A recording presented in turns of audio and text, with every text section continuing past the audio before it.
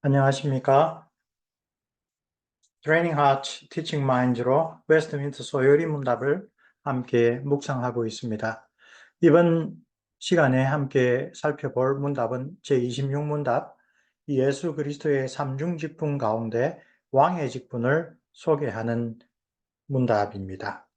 왕으로서 그리스도는 우리를 그의 권세 아래로 데려오시며 우리를 다스리시고 보호하시며 그리고 그분과 또 우리의 모든 대적들을 억제하시고 정복하신다라고 그리스도의 왕직을 소개하고 있습니다.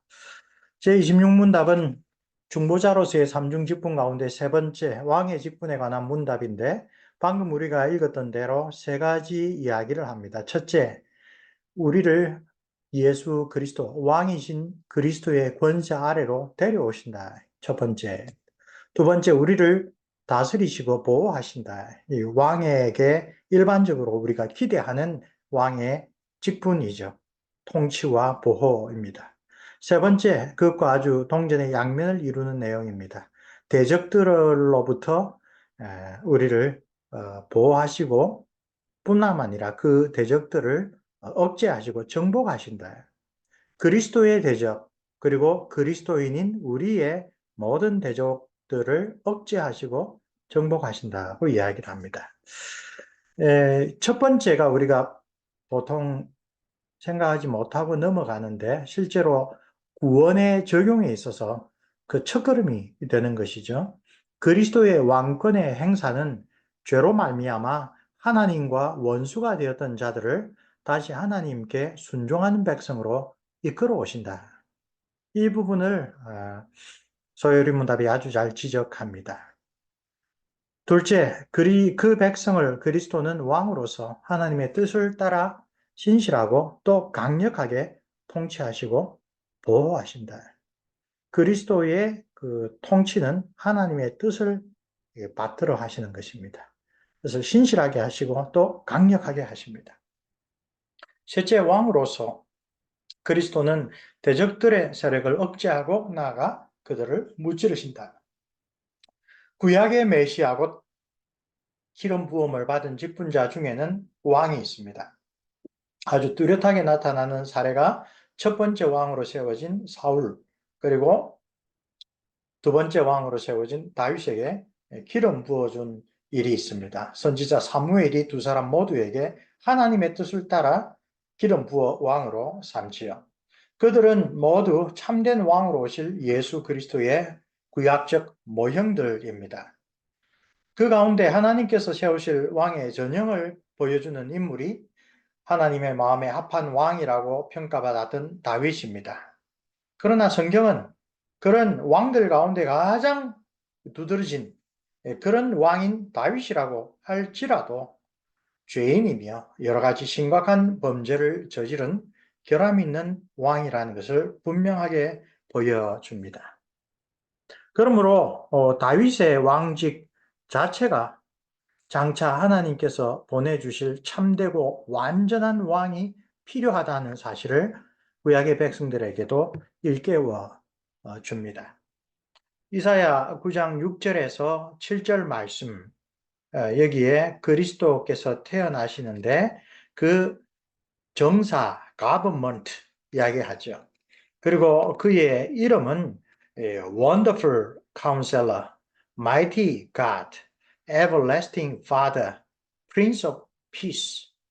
오실 메시아, 그리스도의 사역 가운데 아주 강력하게 이 평화의 왕이다 라고 하는 그런 묘사가 여기에 있는 것을 보게 됩니다. 그의 통치가 점점 더 증가할 것이고 평화도 점점 더 증가하실 것인데 거기에는 끝이 없다, 무궁하다라고 하는 그 말씀, 선지자 이사야를 통하여 예언하신 이 9장의 이 두 구절은 특별히 다윗의 자손으로 오실 그 메시아는 영원하신 왕이다라고 하는 것을 잘 보여줍니다. 화요일과 수요일의 묵상을 함께 나눕니다. 왕으로서 그리스도의 첫 번째 직무는 인간의 죄와 타락과 직결되어 있습니다. 아담의 범죄는 하나님의 통치에 대한 반역이었지요.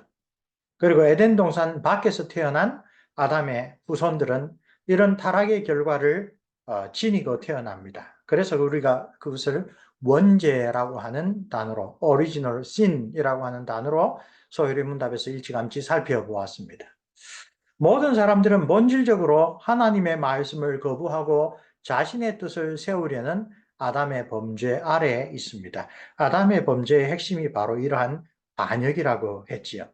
그것을 교부 아우구스티누스는 하나님 사랑이 핵심이 된 하나님 나라와 자기 사랑이 다른 무엇보다도 우선되는 세상 나라 사이의 대립이라는 그런 관점에서 타락 이후의 구속의 역사를, 세계의 역사를 잘 설명한 것을 우리는 알고 있습니다.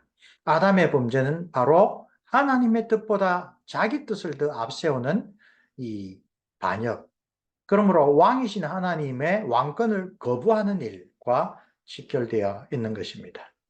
그리스도는 왕으로 오셔서 이런 죄인들을 다시 하나님의 뜻에 순종하는 백성으로 만드시는 일을 하십니다. 우리의 경험으로는 그것이 회개와 믿음으로 체험됩니다.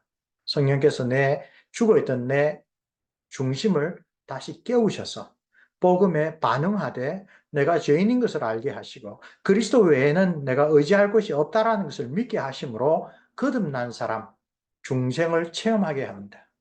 그러나 그것은 객관적으로 보면 왕이신 그리스도께서 성령을 통하여 우리 심령에 일으키신 새로운 생명의 작용입니다. 바로 그 일을 하심으로써 그리스도는 왕으로서의 사역을 시작하시는 것입니다.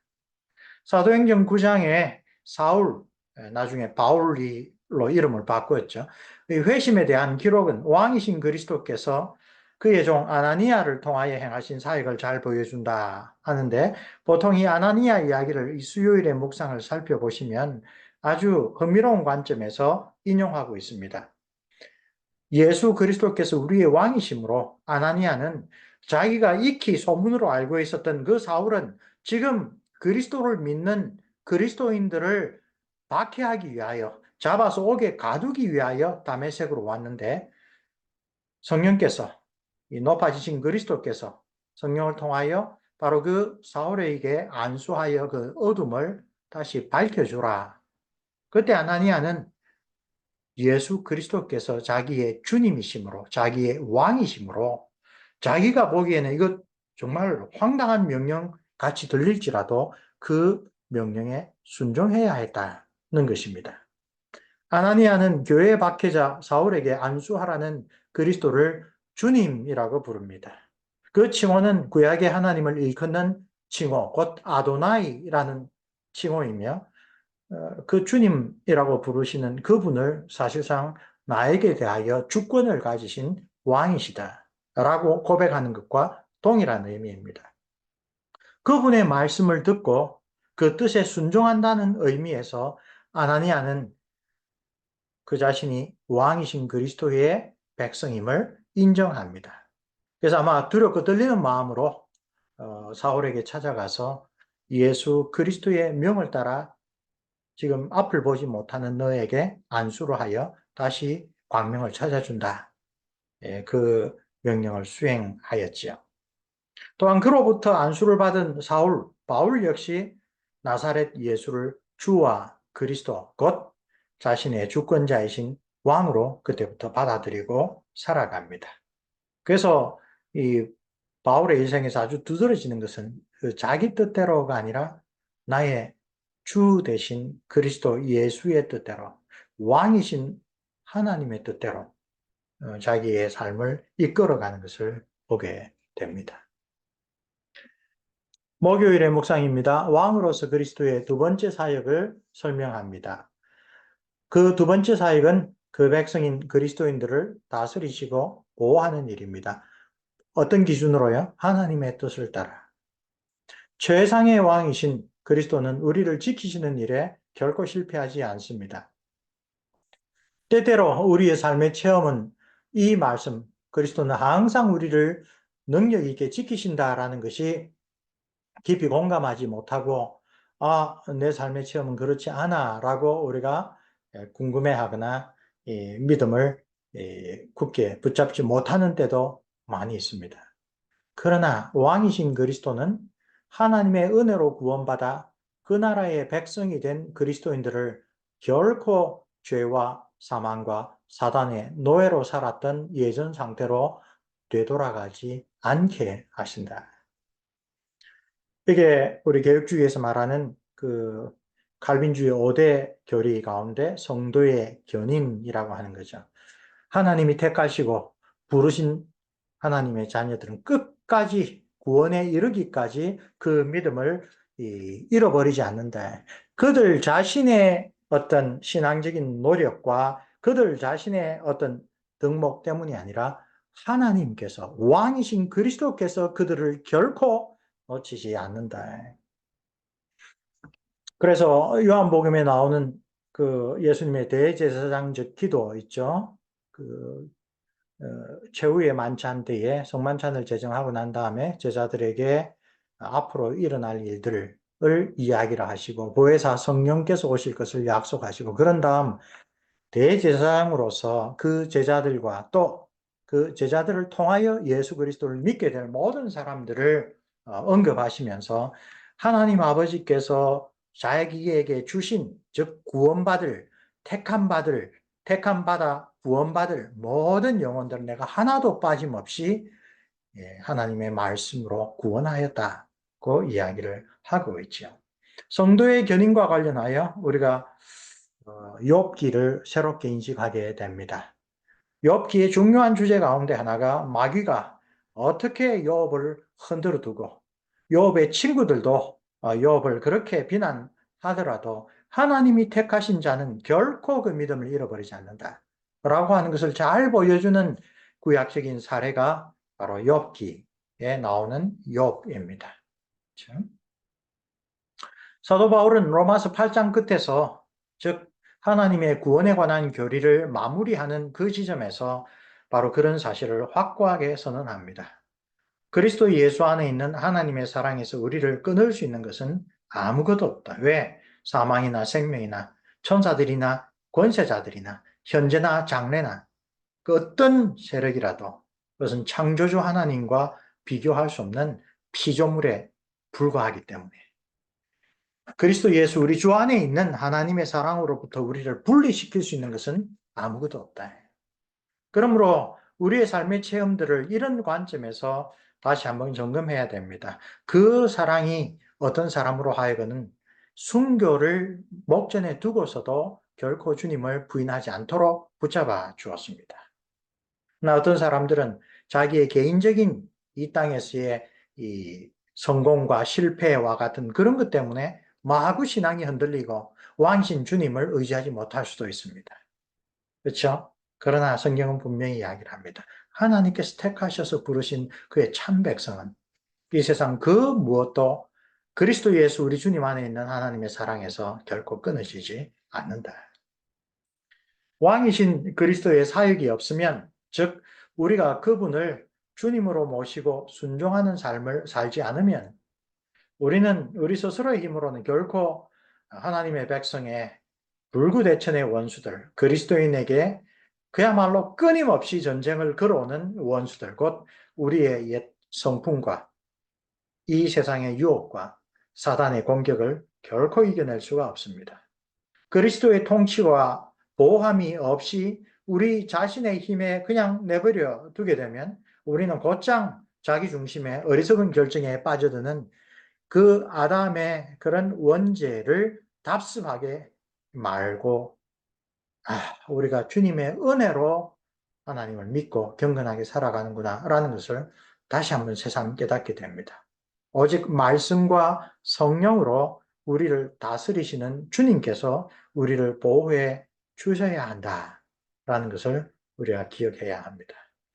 자, 목요일의 묵상을 한번 잘 읽어보시기를 바랍니다. 거기에 보면 우리가 일상적으로 생각하는 것도 사실은 하나님의 은혜다라는 걸 자녀에게 가르치기 위하여 질병에 걸렸을 때 그것이 중한 것이나 그 경한 것이나 말이나 막론하고 우리가 건강을 유지하고 살아가는 평소에도 그것이 다 하나님의 섭리로 우리에게 주신 은혜다라는 것을 우리 자녀들에게 잘 가르칠 필요가 있다. 이것이 구약의 시편에 나오는 아주 생생한 교훈을 우리에게 적용해 보는 하나의 시도입니다. 믿지 아니한 사람은 창조의 하나님, 섭리의 하나님의 은혜를 깨닫지 못하고 인정하지 않고 감사하지 않습니다. 찬양하지 않습니다.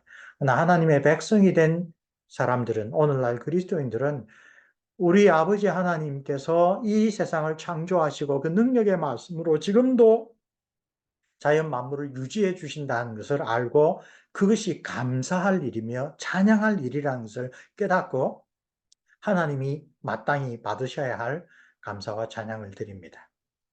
이 시편에서 그러한 찬송들을 우리가 곧장 발견할 수 있는 것이 이것이 올바른 태도구나.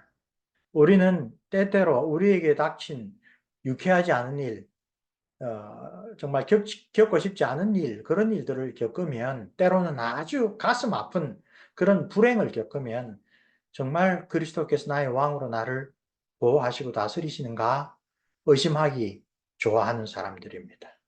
그러나 평소에 이 모든 것이 하나님의 은혜 가운데 있고 때로 욥과 같이 왜 내가 이런 일을 당하는지 그 이유를 알 수 없을지라도 하나님을 온전히 의지하고 살아가는 그 믿음을 우리는 이런 묵상들을 통하여 살펴볼 필요가 있습니다. 자, 로마서 8장 38절에 39절 말씀이 있습니다. 이 고백을 한 다윗이 그렇게 아주 요즘에 잘 나가는 교회 목사처럼 편안하게 살았습니까? 자기 스스로 고백하죠. 얼마나 예수 그리스도의 복음을 전하기 위하여 무수한 핍박과 고난과 또 사람들의 오해와 질시와 여러 가지 적대되는 그런 환경 속에서 몸과 마음이 얼마나 힘들었습니까? 그러나 바울은 뭐라고 합니까? 나를 구원해 주신 하나님의 은혜, 나의 왕, 나의 주님이신 예수 그리스도의 그 은혜, 그것을 생각하면 나는 부득불 이 일을 해야 한다. 내가 마땅히 해야 할 일이다. 라고 이야기하는 것을 우리가 잘 알고 있습니다. 우리도 평소에 내가 예수 그리스도를 주님이라고 부를 때 습관적인 내용이 별로 없는 내 마음이 담겨 있지 않은 십계명에서 말하는 망령되기 일컫는 텅 비어 있는 그런 표현이 아니라 정말 그리스도께서 나의 왕, 나의 주님이다라고 하는 그 고백이 우리에게 충만하려면 이렇게 평소에 우리가 하나님으로부터 받아 누리는 은혜들이 뭔지 우리 하나하나 세워보아라라는 그런 찬송이 있죠. 주께서 주신 은혜를 하나하나 세워보아라. 그런 것을 우리 자녀들에게 여기 목요일에는 가르칩니다. 질병에 걸리거나 했을 때 평소에 하나님께서 나를 이렇게 보호해 주셨구나. 그리고 내가 아팠을 때도 또 여러 가지 약이나 의사나 부모님의 사랑을 통하여 다시 회복시켜 주시는구나. 이 범사에 있어서 주님이신 왕이신 하나님 아버지 우리 주 예수 그리스도의 그런 은혜를 내가 누리고 살아가고 있구나라고 하는 것을 좀 깨우칠 필요가 있다는 것입니다. 자, 금요일 묵상입니다. 현대에 이르기까지 교회의 역사를 살펴보면 왕이신 그리스도의 사역에도 불구하고 오히려 그리스도와 믿는 자들의 대적들이 승리를 거두며 교회를 억압하는 사례들을 무수하게 발견할 수가 있습니다. 지금도 많은 나라들에서 기독교는 핍박을 받고 있고 심지어 기독교의 신앙의 자유가 허락되는 나라들에서도 교회는 세상의 영향력에 굴복하여 그 힘을 잃어버리고 있다. 오늘 묵상에서 아주 아프게 지적하고 있는 일입니다. 그러나 이런 사실들을 보면 때로 우리는 그리스도께서 정말 왕이신가? 이 성경이 가르치는 것을 역시 우리의 경험, 이 세상의 경험, 세상의 역사가 말해주는 그런 사실들하고 비교하면 이거 좀 반대되는 게 아닌가? 그렇게 생각할 수가 있습니다. 그러나 이런 역사적인 현실은 그리스도의 초림과 재림이라는 하나님의 구속의 섭리와 밀접하게 연관되어 있습니다. 구속자로서 이 세상에 오신 그리스도는 하나님의 은혜의 해를 선포하셨습니다. 나사렛 회당에 가셔서 이사야의 글을 읽으면서 하나님의 은혜의 해를 선포하였다고 이야기를 하십니다. 이 말씀이, 이 예언이 너희 귀에 응하였다. 내가 오므로 하나님의 은혜가 이루어졌다. 그 약속이 성취되었다고 이야기를 하죠. 그래서 already입니다. 그러나 이사야 선지자의 바로 그 예언에서 뒤에 나오는 말, 신원의 날, 하나님이 공의로 선과 악을 판별하시는 날, 양과 염소를 구별할 날, 자기 백성들의 억울함은 풀어주시고 악하게 살았던 사람들에게는 그에 합당한 공의로운 이 보응을 내리시는 그날은 나사렛 매니페스토에서 언급하지 않으셨습니다. 그 신원의 날은 온전히 성취하는 일이 재림대로 미루어지셨습니다. 우리가 보기에는 미루어진 것이고 하나님의 구속 계획은 그런 식으로 계획이 되고 실천이 되었다는 것입니다. 하나님의 나라가 온전히 임하여 하나님의 모든 백성들이 그 왕의 통치 아래 공의와 평강을 누리는 그 때는 아직은 아니다. Not yet이죠. 그래서 우리가 신약에서 구약의 예언이 성취되는 것을, 그리고 그리스도께서 다시 오실 그날까지의 우리 교회의 현실을 already but not yet 이라고 표현을 합니다. 그것은 이 땅에서 하나님의 백성이 반드시 뒤따라야 할 그리스도의 순종의 길을 배우는 것과 관련이 있다고 생각합니다.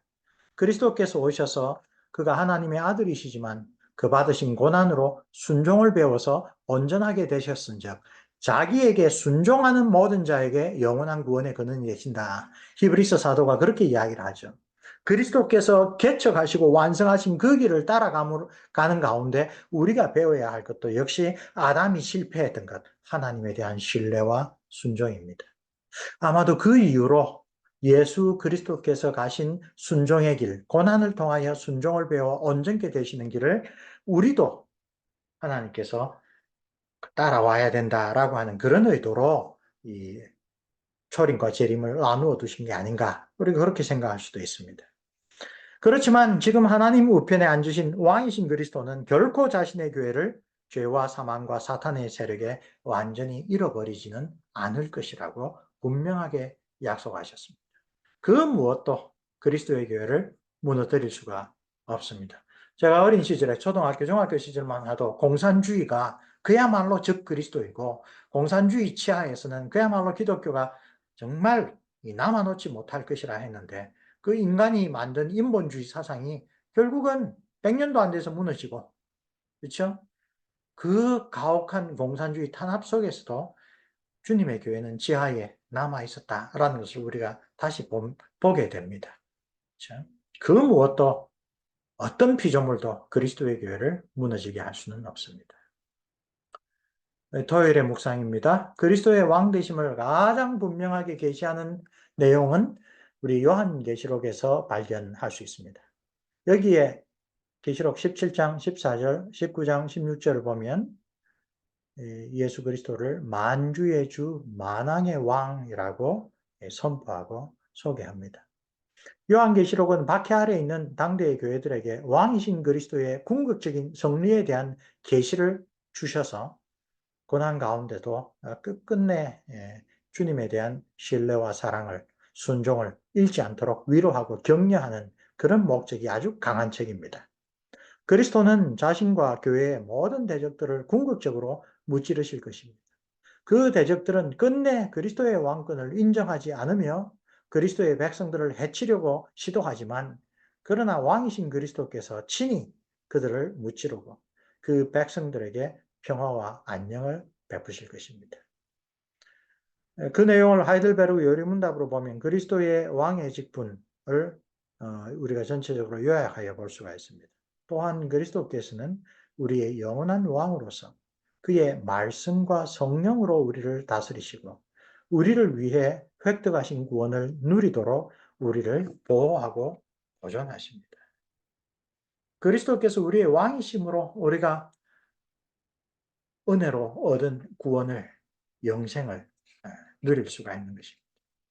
그의 왕인 우리는 그분의 말씀인 성경과 또 그 성경의 메시지를 일깨워 주시고 우리의 마음에 새겨 주시고 또 그대로 실천하게 능력을 주시는 성령 하나님을 의지하여 예수 그리스도를 우리 주, 우리의 왕으로 모시고 살아가는 것입니다. 주님이라고 예수님을 부르면서 주님은 나의 왕이십니다라고 고백하면서 우리가 주님의 뜻을 모른다면 그 왕의 그 원하시는 바를 모른다면 어떻게 그분께 순종하는 백성으로 살 수가 있겠습니까? 그래서 하이델베르그 교리문답에서 왕이신 그리스도께서 우리를 다스리실 때 말씀과 성령으로 다스리신다는 것은 우리가 그 왕이신 그리스도 예수께 어떻게 순종하며 또 그분의 말씀을 신뢰하며 그분을 사랑하며 살아갈 수 있을까? 그 방법을 물을 때 제일 먼저 주목해야 될 것이 말씀. 그리고 그 말씀을 우리에게 새겨주시는 성령 하나님인 것입니다. 자, 이것으로 우리가 그리스도의 삼중 직분에 대하여 한번 이야기를 했습니다. 방금 우리가 했던 하이델베르 교리문답 34문답. 거기에 당신은 왜 그분을 우리 주라고 부릅니까? 이런 질문이 있습니다. 왜냐하면 그분이 그리스도께서 금이나 은이나 은이 아니라 이 세상의 보화가 아니라 그의 보혈로서 자신의 생명으로서 우리의 몸과 영혼을 우리의 모든 죄로부터 구속하셨고 우리를 마귀의 모든 권세로부터 해방하여 주의 것으로 삼으셨기 때문입니다. 그리스도를 주님이라고 부를 때 나는 주님의 종입니다. 이것은 용어만 바꾸면 그리스도는 우리의 왕이십니다. 나는 그 왕의 백성입니다. 라는 말과 아주 똑같습니다. 자, 주님이신 예수 그리스도. 구속주 하나님의 신분을 요약하여 제시하는 사도신경의 제2조항은 예수님을 주님으로 고백하도록 가르칩니다. 사도신경의 두 번째 조항, 또 그의 독생자, 우리 주 예수 그리스도를 믿습니다. 하이델베르그 요리문답은 아도나이라는 히브리어에서 유래한 이 칭호를 헬라어로는 큐리우스죠. 예수 그리스도에게 돌리는 까닭을 자신의 보혈로서 우리의 몸과 영혼을 모든 죄에서 구속하시고 마귀의 권세로부터 해방하셔서 예수님 자신의 소유로 삼으셨기 때문이라고 가르칩니다. 주님이라는 고백은 우리에게 그러므로 어떤 의미가 있습니까?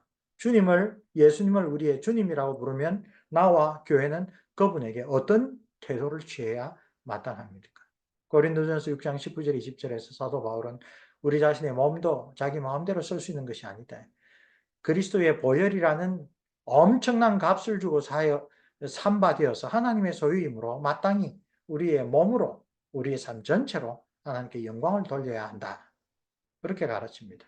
베드로전서 2장 9절에서 베드로 사도 역시 그리스도인들이 구약의 이스라엘 백성과 마찬가지로 하나님의 소유된 백성으로서 거룩한 나라와 왕 같은 제사장의 역할을 다하여 하나님의 영광을 기려야 한다고 깨우쳐 줍니다. 그러므로 예수님을 주님이라고 고백하면서 자기의 삶을 자기 뜻대로 주관하려는 사람들은 사실상 예수님을 주라고 주장하는 그런 말이 거짓말인 것을 드러내고 자기의 신앙이 참된 신앙이 아니라는 것을 폭로하는 셈입니다.